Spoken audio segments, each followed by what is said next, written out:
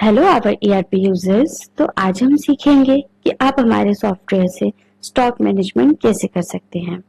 तो सबसे पहले आप जाएंगे यहाँ पर स्टॉक मैनेजमेंट में। यहाँ पर आप देखेंगे कि आपको काफी सारे ऑप्शंस मिल जाते हैं। तो सबसे पहले हम स्टॉक कैटेगरी ऐड कर लेंगे। यहाँ पर ऐड न्यू करेंगे तो यहाँ पर हम जैसे सबसे पहले फिल कर लेते हैं स्टेशनरी। आप यहाँ पर अपने डिफरेंट टाइप्स की कैटेगरीज को ऐड कर सकते हैं, जैसे स्टेशनरी हो गया, यूनिफॉर्म हो गया, बुक्स हो गया। ओके, देन इसे सबमिट कर देंगे। नेक्स्ट आपको यहाँ पर ऑप्शन मिल जाता है गोडाउन का। आपके पास जितने भी गोडाउन अवेलेबल हैं आप वो गोडाउन यहाँ पर ऐड कर सकते हैं। जैसे हम इसे गोडाउन 1 के नाम से ऐड कर लेते हैं।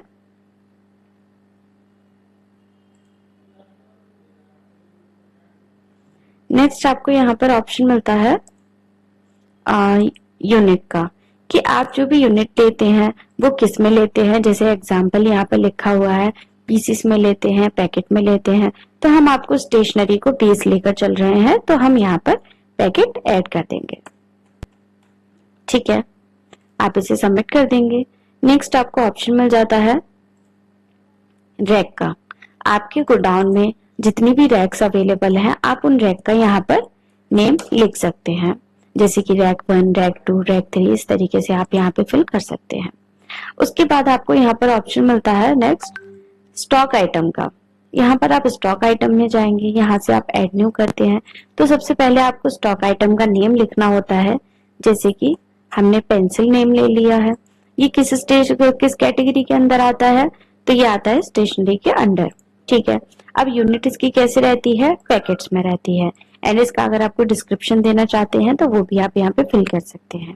एंड जब आपकी सारी यहाँ पर स्टॉक आइटम्स ऐड हो जाते हैं तो उसके बाद आपको यहाँ पर इन्हें सर्च करने के लिए आपको यहाँ पे फिल्टर भी अवेलेबल हो जाता है। नेक्स्ट ऑप्शन की तरफ चलते हैं। अब यहाँ पर आपको ये 3 ऑप्शन अलग से मिलते हैं। यहाँ पर आपको सबसे पहले स्टॉक की एंट्री करनी होती है, तो आप यहाँ ऐड न्यू करेंगे। यहाँ पर आपको स्टॉक एंट्री की डेट ऐड करनी होती है, जैसे हम यहाँ पर आज की डेट फिल कर लेते हैं। अब इनवॉइस नंबर क्या है स्टॉक का, जैसे कि एग्जांपल हमने ले लिया 616। ठीक है, ये इनवॉइस नंबर हो गया। वेंडर कौन से हैं, वेंडर ऐड करने के लिए आप यहाँ पर अकाउंट मैनेजमेंट पे जाएंगे। यहाँ पर आप वेंडर ऐड कर सकते हैं एंड जो भी आपके बैंक अकाउंट्स हैं आप उन्हें यहाँ पर रजिस्टर कर सकते हैं। तो यहाँ पर आपको पहले वेंडर ऐड करना होता है। उसके बाद आपको यहाँ से पेमेंट मोड सिलेक्ट करना होता है। अगर आपका ट्रांजैक्शन कैश हुआ है तो कैश आप सिलेक्ट करेंगे। अगर आप ऑनलाइन सिलेक्ट करते हैं तो यहाँ पर आपने जो भी बैंक रजिस्टर किए, बैंक अकाउंट जो भी आपने रजिस्टर किए होते हैं यहाँ अकाउंट मैनेजमेंट में आके, तो वो बैंक अकाउंट आपको यहाँ पर विजिबल हो जाते हैं। अगर आपकी उधारी में माल आया है तो आप यहाँ पर क्रेडिट व्यू से कर सकते हैं। ठीक है, तो अभी हम इसे कैश कर लेते हैं। स्टॉक की कोई एंट्री डिटेल अगर आप फिल करना चाहते हैं तो वो आप यहाँ पर लिख सकते हैं। नेक्स्ट आप यहाँ पे इसे सबमिट कर देंगे। अब आपको यहाँ पर ये अलग से ऑप्शन मिलता है कि आपको जो भी आपका गुड्स आया है उसको आपकी एंट्री करनी होती है। तो यहाँ पर हम स्टॉक आइटम में हमने जैसे कि पेंसिल मंगाई है तो हमने यहाँ पे पेंसिल ऐड कर लिया है। गोडाउन कौन से में रखा है हमने, तो हम यहाँ से गोडाउन सिलेक्ट कर लेंगे। कौन सी रैक में रखा हुआ है एंड यहाँ से हम रैक सिलेक्ट कर लेंगे। अब यहाँ पर हमने कितने पैकेट्स लिए हैं तो उस पैकेट्स की यहाँ पे हम क्वांटिटी लिख देंगे, किस रेट से लिए हैं। जैसे कि हमने 60 रुपीज पर पैकेट के हिसाब से लिए हैं। अब इनकी हम सेल रेट क्या रखेंगे वो हम यहाँ पर ऐड कर लेंगे। जैसे हम इनकी सेल रेट 80 रखेंगे तो यहाँ पर जो अमाउंट है वो यहाँ पर आपको शो हो जाता है। इस पर जितनी IGST, CGST, SGST जो आप लगाना चाहते हैं वो आप यहाँ पर फिल कर सकते हैं। ठीक है, उसके बाद आपको यहाँ पे ये सारा जो बिल का टोटल है वो आपको यहाँ पे दिख जाता है एंड आप इसे यहाँ पे सबमिट कर देंगे। अब जब आप स्टॉक की एंट्री कर लेते हैं तो उसके बाद आपको आइटम सेल भी करना होता है। तो आप यहाँ एड स्टॉक सेल पर क्लिक करेंगे। यहाँ से आप किसको सेल करना चाहते हैं, जैसे स्टूडेंट को करना चाहते हैं या फिर पार्टी या किसी वेंडर को करना चाहते हैं, तो आप यहाँ से सिलेक्ट करेंगे। जैसे हमने स्टूडेंट ले लिया है, अब हम यहाँ से क्लास सिलेक्ट करेंगे, सेक्शन सिलेक्ट करेंगे एंड स्टूडेंट को सिलेक्ट करेंगे। यहाँ से स्टॉक सेल की डेट सिलेक्ट कर लेंगे। उसके बाद आपको यहाँ पर इनवॉइस नंबर का ऑप्शन मिल जाता है। ये ऑटोमेटिक आता है, अगर आप अपने अकॉर्डिंग कुछ फिल करना चाहते हैं तो वो भी आप यहाँ पे फिल कर सकते हैं। एंड यहाँ पे आपको कोई अगर आप डिटेल्स फिल करना चाहते हैं तो वो भी आप यहाँ पे लिख सकते हैं। उसके बाद आप इसे सबमिट कर देंगे। नेक्स्ट उसके बाद आपको यहाँ पर ऑप्शन मिलता है, आप स्टॉक आइटम की जो भी डिटेल्स हैं वो आप यहाँ पे फिल कर सकते हैं। जैसे कि स्टॉक आइटम नेम में पहले हम सिलेक्ट करेंगे, जैसे हम पेंसिल दे रहे हैं आंचल नाम के स्टूडेंट को।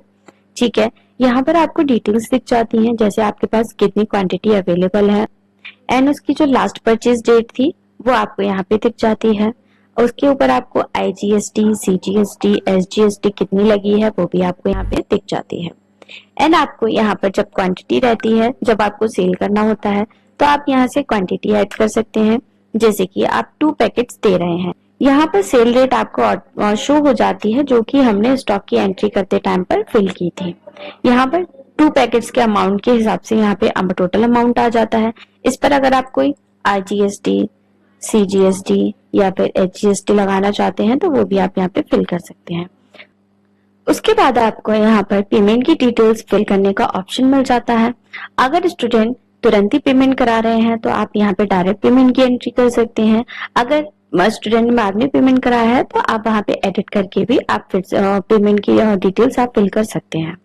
ठीक है, तो हम यहाँ से पेमेंट की डेट सेलेक्ट कर लेंगे, अमाउंट कितना रिसीव हुआ है अमाउंट फिल कर लेंगे।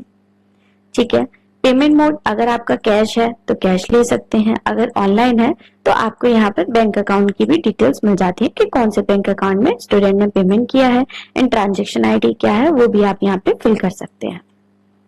ठीक है, उसके बाद आप इसे सबमिट कर देंगे। उसके बाद आपको यहाँ पर पेमेंट की जो स्लिप थी उसे आप प्रिंट करके भी स्टूडेंट को दे सकते हैं। इस तरीके से आपका जो इनवॉइस है या जो बिल है आप उसे इस तरीके से स्टूडेंट को प्रिंट करके दे सकते हैं। ओके, नेक्स्ट आपको यहाँ पर एक ऑप्शन और मिल जाता है स्टॉक आइटम रिपोर्ट का। यहाँ पर आपको फिल्टर्स मिल जाते हैं कैटेगरी के अकॉर्डिंग, यूनिट के अकॉर्डिंग एंड अगर आप किसी कीवर्ड के थ्रू अगर आप सर्च करना चाहते हैं तो कीवर्ड के थ्रू भी आप इसे सर्च कर सकते हैं।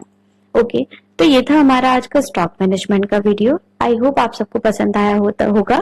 तो मिलते हैं नेक्स्ट वीडियो में। Thank you.